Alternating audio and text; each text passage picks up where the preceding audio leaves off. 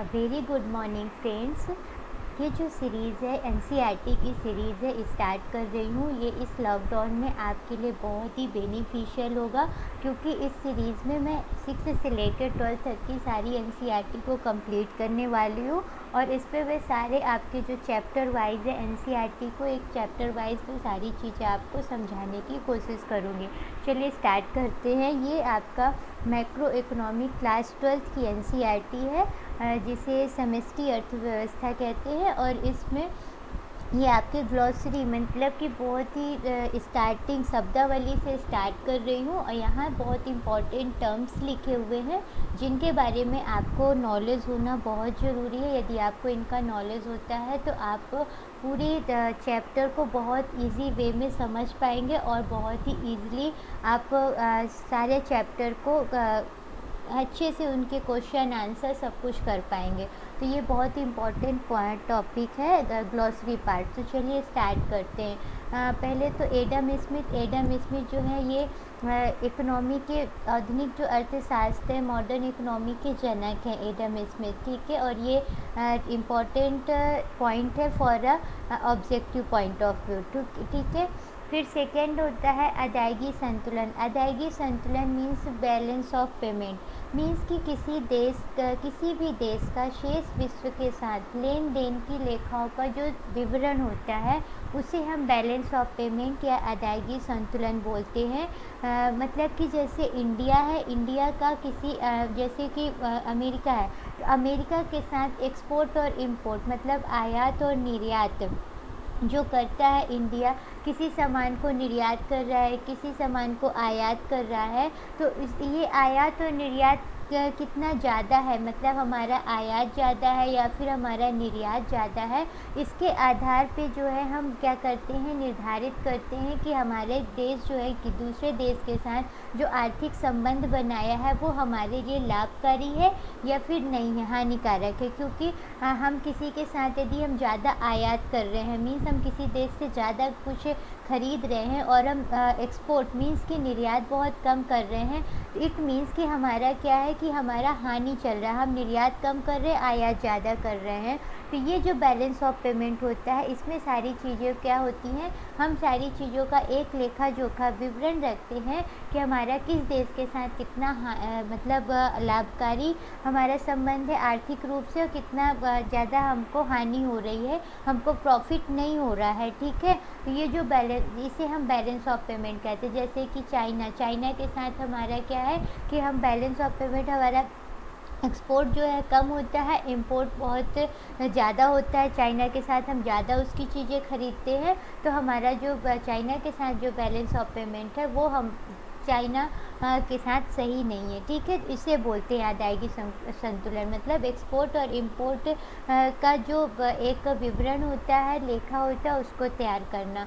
फिर संतुलित बजट का मतलब होता है बैलेंस बजट। इट मीन्स कि जो सरकार का जो व्यय है, जो सरकार की आय है, सरकार को आय किससे होती है, टैक्स के रूप में सरकार को आय होती है, जो हम टैक्स पे करते हैं या जो बड़े बड़े कॉरपोरेट सेक्टर्स हैं वो टैक्स पे कर रहे हैं गवर्नमेंट को, तो टैक्स के रूप में जो रिवेन्यू गवर्नमेंट को होता है वो उसकी इनकम हो गई।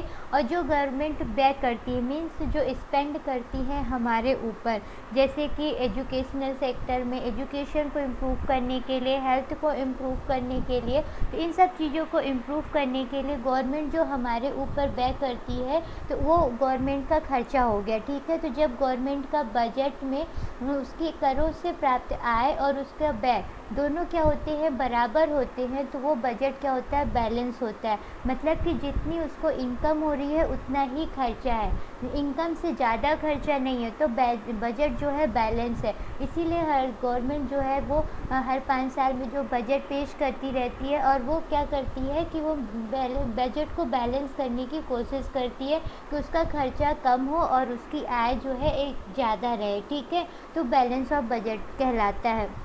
फिर आपका बैंक रेट। बैंक रेट क्या होता है? बैंक रेट का मतलब होता है कि जो भी व्यावसायिक बैंक होते हैं, मीन्स जो कमर्शियल बैंक होते हैं, वो क्या करते हैं कि वो उनका एक डिपॉज़िट होता है। उस डिपॉज़िट मतलब आरक्षित निधि, तो यदि उस डिपॉज़िट से यदि उनका अभाव हो जाता है, मतलब कि जो उनकी जो उन्होंने डिपॉज़िट किया हुआ है, जितना उन्होंने सेविंग किया, यदि उनको कमी पड़ जाती है, तो वो किससे करते हैं? रिज़र्व बैंक से बोरो करते हैं। रिज़र्व बैंक हर देश का सेंट्रल रिज़र्व बैंक होता है, एक सेंट्रल बैंक होता है जो पूरे देश के बैंक पे कंट्रोल रखता है, ठीक है। तो ये जो जितने भी कमर्शियल बैंक होते हैं, ये रिज़र्व बैंक से क्या करेंगे? बारो करेंगे, और उसको बारो करते हैं तो वो रिज़र्व बैंक जो होता है उन पे रेट जो लगाता है, मतलब इंटरेस्ट, एक ब्याज लगाएगा कि आप जब हमको ये जो आपने हमसे पैसे उधार लिए हैं, जब आप पे इस टाइम पीरियड के बाद, जितना आपने टाइम पीरियड डिसाइड किया, उसके बाद आप हमें वापस करेंगे, तो आप हमें ब्याज के साथ वापस करेंगे। तो जो ब्याज रिज़र्व बैंक व्यावसायिक बैंक पे लगाता है, जब व्यावसायिक बैंक उससे उधार लेता है, पैसे उधार लेता है, तो उसे बैंक रेट बोलते हैं, ठीक है, भुगतान के टाइम पे। फिर आपका वस्तु विनिमय मीन्स कि बार्टर सिस्टम। बार्टर सिस्टम का मतलब होता है कि जब आपका जो करेंसी है, ठीक है, तो आप जो परचेजिंग है वो आप करेंसी के थ्रू नहीं कर रहे, आप डायरेक्ट कर रहे हैं। अभी करेंसी क्या है? मीडिएटर है, मीन्स कि बीच में रोल प्ले करती। आपको कोई भी सामान मार्केट में परचेज़ करने जाना है, तो आपके पास करेंसी रुपए है, जैसे आपकी करेंसी रुपए है, किसी अदर कंट्री जैसे यूएसए हो गया, उसकी करेंसी डॉलर हो गई, किसी की करेंसी हो गई, इस तरह किसी की रेनमिनबी हो गई। तो ऐसे जो करेंसी होती हैं, तो हर देश की अपनी अपनी करेंसी होती है। तो अभी सारे देश एक दूसरे से एक्सचेंज जो करते हैं वो करेंसी के रूप में करते हैं। हम मार्केट जाते हैं, कोई भी सामान खरीदते हैं, तो उसमें करेंसी में एक्सचेंज करते हैं कि हम पैसे दे देते हैं और हमें सामान मिल जाता है। लेकिन जब पास्ट में करेंसी नहीं चलती थी, जब ये मुद्रा नहीं चलती थी, तो हम क्या करते थे कि हम सामान का ही एक्सचेंज करते थे। जैसे फॉर एग्ज़ाम्पल हमारे पास बहुत सारे स्पाइस है और जो सामने वाला उसके पास बहुत सारे टमाटर है। अब वो क्या करेगा? उसको स्पाइस की ज़रूरत है और हमें टमाटर की ज़रूरत है, तो हम दोनों आपस में सामान का एक्सचेंज कर लेते थे। हम उसके टमाटर ख़रीद लेते थे, वो हमारे स्पाइस ले लेता था, ठीक है। यहाँ पैसे का कोई रोल, करेंसी का, मुद्रा का कोई भी रोल नहीं है, डायरेक्ट हमने एक्सचेंज किया है। तो इसे ही बोलते हैं वस्तु विनिमय व बार्टर सिस्टम।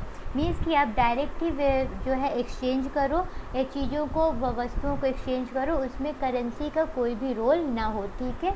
फिर आधार वर्ष। आधार वर्ष या बेस ईयर का मतलब होता है कि कोई वह वर्ष जिसे आपने निर्धारित किया है, आज जो आपका वर्तमान में समय चल रहा है, वर्ष चल रहा है, उसके सारे डाटा को शो करने के लिए, ठीक है। क्योंकि अभी जो करंट का ईयर चल रहा है, इसके डाटा को शो करने के लिए आप करंट के ही ईयर के सारे डाटा को नहीं ले सकते, क्योंकि बहुत ज़्यादा फ्लक्चुएशंस हो जाएंगे। अभी ये ईयर कंप्लीट भी नहीं हुआ है, ये रनिंग में है, ठीक है। तो आपको कोई भी इन्फ्लेशन, कोई भी इंडेक्स शो करना है, कोई भी डाटा दिखाना है, गवर्नमेंट जो शो करती रहती कि हमारा इन्फ्लेशन, महंगाई इतनी चल रही है, ठीक है। तो वो कैसे निर्धारित करती है कि अभी इस समय इतनी ज़्यादा महंगाई है? तो वो एक बेस ईयर डिसाइड की हुई है, ठीक है। बेस ईयर जैसे कि 2015-20, मतलब कि वह ईयर हमको डिसाइड करना होता है जिसके सारे डाटा गवर्नमेंट के पास अवेलेबल हो उस ईयर के, ठीक है। तो उसको वो बेस मान करके उसके अकॉर्डिंग वो आज जो करंट में ईयर चल रहा है उसके सारे डाटा को पब्लिश करती है, ठीक है। तो उसे बेस ईयर बोलते हैं, जिसको हमने हमने डिसाइड किया हुआ है अपने काम को कंप्लीट करने के लिए, तो वो हमारा बेस ईयर कहलाता है, ठीक। फिर आपका हो गया बॉन्ड। बॉन्ड क्या होते हैं? बंध पत्र या बॉन्ड। बंध पत्र का मतलब होता है कि ये एक कोई बड़ी चीज़ नहीं है, एक कागज़ का एक टुकड़ा ही होता है। मतलब कि इसमें क्या होता है कि आप जैसे गवर्नमेंट है, उसको पैसे की ज़रूरत है, ठीक है, और या फिर कोई कमर्शियल, कोई इंडस्ट्री है, कोई फर्म है, उसे पैसे की ज़रूरत है, तो वो क्या करते हैं? बॉन्ड रिलीज़ करते हैं, और आप उन बॉन्ड को पब्लिक से पैसे लेने के लिए, और अब वो बॉन्ड क्या होते हैं? उनका एक टाइम पीरियड होता है, मैच्योरेशन पीरियड होता है, जिसके जैसे यदि मान लीजिए कि मैंने किसान पत्र, एक बॉन्ड जो गवर्नमेंट ने रिलीज़ किया, मैंने उसको ख़रीदा और उसमें एक टाइम पीरियड होगा कि 3 महीने के बाद मैं जब वो मैच्योर हो जाएगा और जब मैं बैंक में उसको वापस करने जाऊँगी, उसको मैच्योरिटी पीरियड कंप्लीट होने के बाद, तो बैंक मुझे जितना उसमें पैसे लिखे होंगे कि वो मुझे दे देगा, ठीक है, और मैं उसको बॉन्ड, वो कागज़ का जो पीस है वो मैं बैंक को वापस कर दूँगी। तो इसे बोलते हैं बॉन्ड। मतलब कि इसमें जो है एक निर्धारित, एक डिसाइड जो होती है, एक टाइम पीरियड होता है इसके पूरे होने पर, और जब वो टाइम पीरियड पूरा हो जाता है तो जितना उसमें लिखा हुआ होता है उतना आपको क्या करता है, जो भी आपका रुपए है वो आपको प्रतिफल, मतलब कि जो उसमें लिखा हुआ वो आपको पैसे मिल जाएंगे, ठीक है। तो इसे बॉन्ड बोलते हैं। ये गवर्नमेंट और कोई भी कमर्शियल इंडस्ट्री है वो रिलीज़ करते हैं ये जब उन्हें पैसे की ज़रूरत होती है और पब्लिक से उन्हें पैसे चाहिए होते हैं अपना प्रोडक्शन, अपना काम करने के लिए। फिर आपकी व्यापक मुद्रा या ब्रॉड मनी का मतलब होता है कि संकुचित मनी, नैरो मनी और व्यावसायिक बैंक या डाकघर। व्यावसायिक मतलब कमर्शियल बैंक हो गए, जितने भी बैंक हैं जैसे एसबीआई हो गया, और आपका इलाहाबाद बैंक हो गया, सिंडिकेट बैंक हो गया, सारे कमर्शियल बैंक, ये बिजनेस कर रहे हैं, ठीक है। तो ये सारे बैंक, और जो आपका पोस्ट ऑफिस हो गया, तो ये जो भी सेविंग रखते हैं, तो ये जो सेविंग होती है, जो एक टाइम पे सेविंग अकाउंट फिक्स डिपॉजिट होता है, तो ये एक फिक्स टाइम के लिए जो सेविंग होती है उन सब का जो एडिशन होता है उसे ही ब्रॉड मनी या व्यापक मुद्रा बोलते हैं। फिर आपका पूंजी का मतलब होता है कि जो भी ऐसा कारक, मतलब कि उत्पादन का ऐसा कारक जिसका यूज़ आप पूर्ण रूप से नहीं करते हैं, ठीक है। जब आप कोई भी प्रोडक्शन कर रहे हैं, मतलब ये जैसे कि आपकी लैंड हो गई, ठीक है, लैंड आपका कैपिटल गुड्स कहलाता है। कोई इंडस्ट्री हो गई, कोई बिल्डिंग हो गई, जो कि जिसको आप तुरंत आपके इमीडिएट नीड को पूरा करने के लिए जिसको आप सेल नहीं कर सकते हैं, ठीक है, उसे आप कोई बहुत बड़ा कोई प्रोडक्शन लगा रहे हैं, बहुत बड़ा कोई इंडस्ट्री लगा रहे हैं, या बहुत ज़्यादा आपको रिक्वायर है तभी आप उसका सेल करते हैं, तो ये कैपिटल गुड्स कहलाती हैं।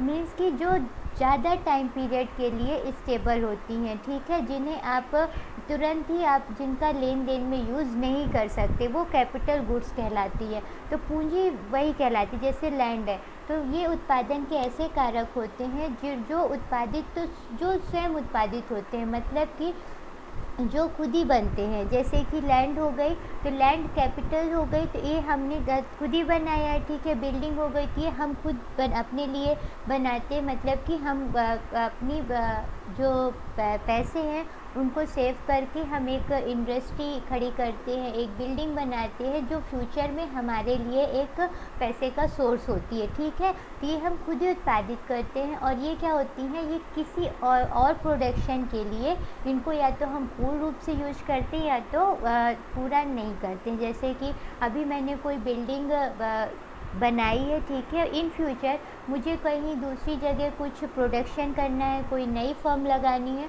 तो जो मैंने बिल्डिंग ये बनाई थी इसको मैं परचेज़ कर सकती हूँ, या तो उसको पूरा तरीके से परचेज़ कर दूँ, या जितना मुझे रिक्वायर होगी उतना ही परचेज़ करूँगी, जो लैंड हो गई, ठीक है। तो ऐसे कारक होते हैं जिन्हें हम अपनी ज़रूरत के हिसाब से इनका उपभोग करते हैं, या तो पूर्ण रूप से करते हैं या तो नहीं करते, तो इसका पूर्ण रूप उपभोग नहीं होता है, ठीक है, तो उसे हम बोलते हैं कैपिटल, ठीक। अब कैपिटल में प्रॉफिट एंड लॉस कैसे होता है, तो कैपिटल प्रॉफिट लॉस का मतलब होता है कि जैसे बॉन्ड भी आपकी एक कैपिटल है, ठीक है, क्योंकि आपका ये भी एक मैच्योरेशन पीरियड होने के बाद ही आपको क्या करता है, पैसे आपको मिलते हैं।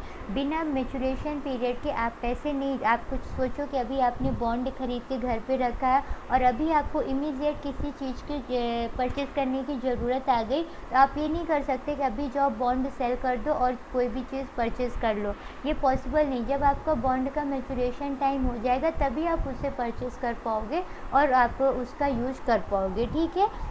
तो मान लीजिए अभी आपने कोई बॉन्ड खरीदा, जैसे कि टाटा ने बॉन्ड रिलीज़ किया और पास्ट में रिलीज़ किया था, तब वो बहुत अच्छी कंडीशन में थी, तो आपने बॉन्ड महंगे में ख़रीदा, तब वो अपने बॉन्ड क्या है ज़्यादा रेट में से बेचेगी, तो ख़रीदा था। और इस टाइम लॉकडाउन चल रहा है और आपको पैसों की ज़रूरत है, तो आपका मैच्योरेशन पीरियड भी हो चुका है कंप्लीट, तो आप जब उन बॉन्ड को सेल करोगे इस टाइम वो क्या करेंगे, बहुत सस्ते में जाएंगे, क्योंकि अभी जो है इकोनॉमिक लॉस चल रहा है, कंट्री में बहुत अच्छी इकोनॉमिक कंडीशन नहीं है, तो ये जो कहलाएगा ये आपका क्या कहलाएगा, आपके कैपिटल का लॉस हुआ, ठीक है।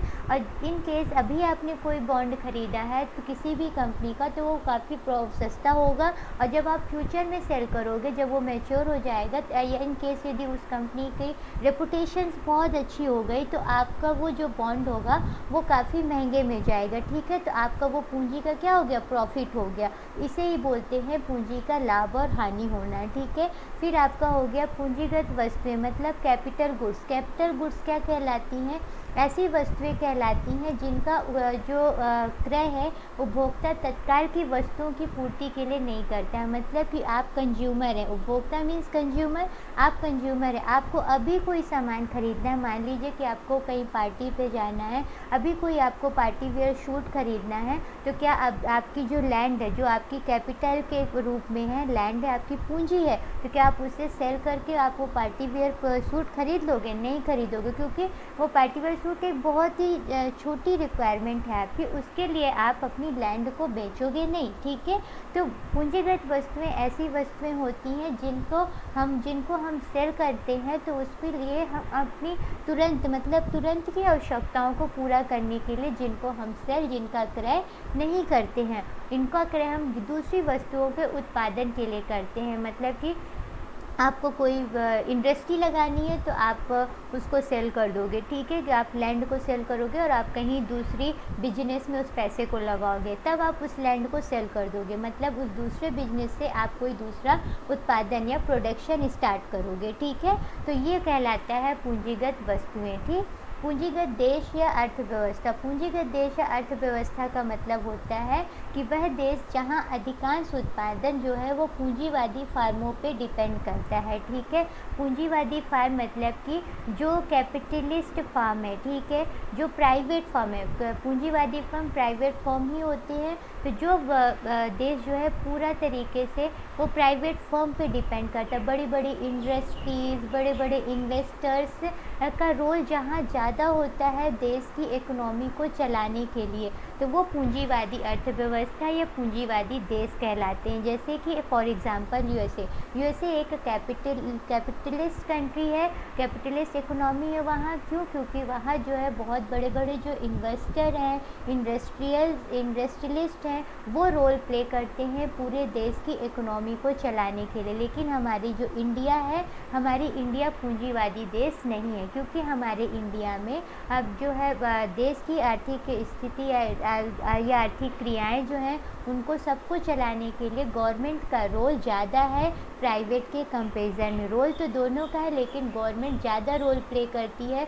उसकी कंट्रोल ज़्यादा है, ठीक है। तो हमारी कंट्री कैपिटलिस्ट कंट्री नहीं है और यूएसए कैपिटलिस्ट कंट्री, क्योंकि वहाँ जो है इंडस्ट्री, इन्वेस्टर्स, बड़े बड़े इंडस्ट्री, इन्हीं का रोल होता है देश को चलाने के लिए, ठीक। फिर पूंजीवादी फर्म की विशेषताएं क्या होती हैं? पूंजीवादी फर्म वे फर्म कहलाते हैं जहाँ की निजी स्वामित्व, मतलब कि प्राइवेट ऑनरशिप होती है।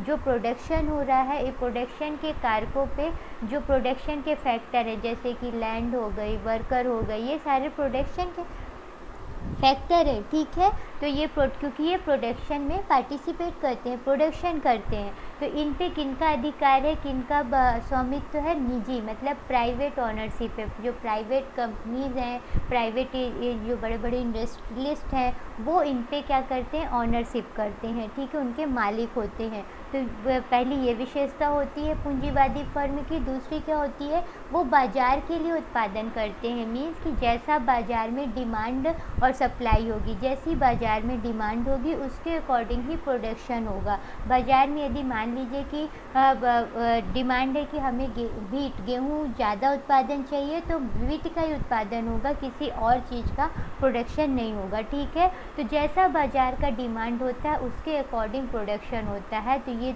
दूसरी विशेषता है। तीसरी विशेषता क्या है कि जो वेजेस है, मतलब कि जो वर्कर्स हैं जो काम कर रहे हैं उस प्रोडक्शन को करने के लिए, प्रोड्यूस करने के लिए उसमें, तो वो वर्कर के जो वेजेस है, मतलब कि उनकी जो पेमेंट है, वो कौन डिसाइड करता है? ये पूंजीवादी जो निजी वर्ग स्वामित्व जो मालिक है वही डिसाइड करते हैं। जो ये प्राइवेट इन्वेस्टर है वो डिसाइड करते हैं, उसमें गवर्नमेंट का कोई रोल नहीं होता है। चौथा क्या होता है कि जो पूंजी है वो उसका निरंतर संचय करते हैं। निरंतर संचय करने का मतलब हो गया कि जैसे अभी उन्होंने एक इंडस्ट्री डाली, ठीक है, जो कि कार बना रही है, ठीक है, तो वो ज़्यादा से ज़्यादा प्रॉफिट ये करेंगे, कोशिश करेंगे कि वो इतना ज़्यादा से ज़्यादा प्रॉफिट पाएँ कि वो एक दूसरी इंडस्ट्री डाल सके, मतलब एक दूसरा कैपिटल फिर से तैयार कर सके।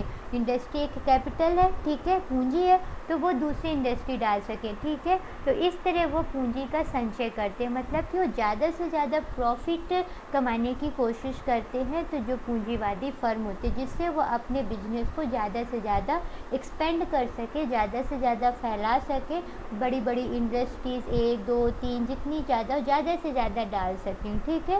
तो ये होता है पूंजी का निरंतर संचय करना, ठीक है। Thank you friend. और ये जो लेक्चर जो नेक्स्ट है वो इसी के आगे जो है मैं कंप्लीट करूँगी अपने नेक्स्ट लेक्चर में।